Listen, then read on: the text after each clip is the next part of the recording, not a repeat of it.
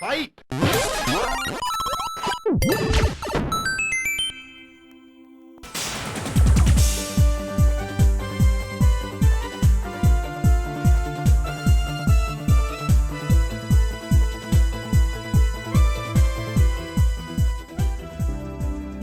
When the developers of Castlevania came up with their classic horror flick-inspired game, they couldn't possibly have imagined that it would be the beginning of one of the most successful video game series, lasting for almost 3 decades with over 30 titles spanning 5 generations of consoles.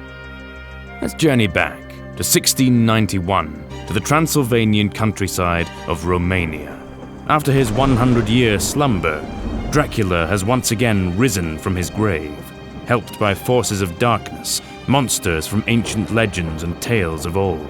Simon Belmont, of the legendary vampire hunter clan, readies his trusted whip, the Vampire Killer, determined to put the Prince of Darkness to sleep once more. The first entry in the series was released in 1986 in Japan under the name Akuma Dracula, which translates to Demon Castle Dracula. A year later, it was brought over to the West under the title Castlevania. Its darker theme made it stand out among other games in the early NES library. As Simon, you have to whip your way through the castle's 6 sections, each divided into 3 levels, which are haunted by some of the most fearsome ghouls you've ever encountered. Apart from his trusted whip, Simon can pick up sub-weapons, such as daggers, holy water, and crosses. The only things missing are garlic and wooden stakes, which ultimately made their way into the sequel. Unlike most games, hearts, which usually refill life, serve as ammunition for your sub-weapon. Like a lot of games from that era, Castlevania packs a real challenge, leaving you with very little margin for errors, and the somewhat stiff jump arc certainly didn't help. For some reason, the controls were copied in many following installments and became part of the formula. Kinuyo Yamashita composed a number of tracks for the first Castlevania, and this was actually her first project after joining Konami in '86. In the 3 years she worked at Konami, Yamashita contributed to the memorable scores of many MSX classics. Castlevania soon became a massive success. Only 1 month after the release of Akuma Dracula, the game was released on the MSX under the title Vampire Killer. The developers turned one of the MSX's weak points, scrolling, into one of the game's strengths. The flip-screen style forced the designers to think outside the box and add new gameplay elements to compensate. As a result, the game is more slow-paced, but has a much deeper gameplay style. For starters, you have to find a skeleton key in each stage in order to progress to the next. There are also many new items to collect, such as shields, invisibility rings, maps, and so on. Some are locked away in treasure chests, while others are sold by merchants for hearts. Some areas were also greatly expanded, and the larger color palette gave the graphics a decent boost. One of the more notorious aspects of the game is the lack of continues and extra lives, although, honestly, that just adds to the suspense. An interesting point is that Vampire Killer was the first entry in the series to reach the West, before they even settled on the name Castlevania. Back in the day, it wasn't unusual to take a completely different approach at a sequel, like Castlevania II, Simon's Quest for the NES. The game has an open world where players can take their own path through the game.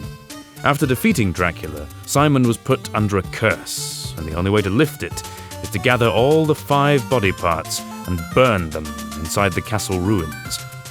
He can buy items or weapons in villages, or talk to townsfolk, although their cryptic and misleading advice can't always be trusted. As night falls in Transylvania, villagers take shelter in their homes as evil fiends roam the darkness. The day and night gameplay mechanic was certainly interesting at the time, and it was meant to invoke a sense of fear and helplessness. Simon's Quest got mixed reception. On one hand, the departure from the traditionally straightforward linear action was a nice change of pace. But the puzzles were too cryptic at times, leaving many players clueless and irate. The game's biggest legacy was perhaps the audio track Bloody Tears, which was used in countless sequels and is considered the most recognizable tune from the series after Vampire Killer. After the last adventurous sidestep, the designers went back to the proven side-scrolling action. By the time Castlevania III was released, Programmers had already mastered the NES and were able to push it to its limits. The game cartridge holds 4 times as much memory as the original, resulting in more detailed and varied background art as well as a larger number of stages. Castlevania III actually takes place 2 centuries before Simon's adventures, starring Trevor Belmont and introducing Alucard, the son of Dracula. He's one of 3 supporting characters that Trevor encounters on his quest, and one of their spirits can join Trevor and become a playable character. The game's biggest improvements were the branching stages, which allowed the player to take different paths to Dracula's tower. And if you look closely, you'll discover elements and themes that would later appear in Super Castlevania IV. Castlevania Adventure, the first outing on the Gameboy, was a decent installment, although it left much to be desired. The game lacks sub-weapons, and Christopher Belmont feels somewhat sluggish, especially since jumping between platforms requires absolute precision. The direct sequel, taking place only 4 years after the last Game Boy adventure with much improvement to be found, Castlevania II, Belmont's Revenge, brought back sub-weapons, and the action flows much faster this time round, making it a worthy Castlevania entry for the handheld.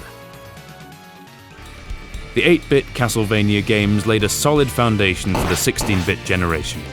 The characteristic controls, intense difficulty level, and legendary soundtrack were already well-established elements in the series.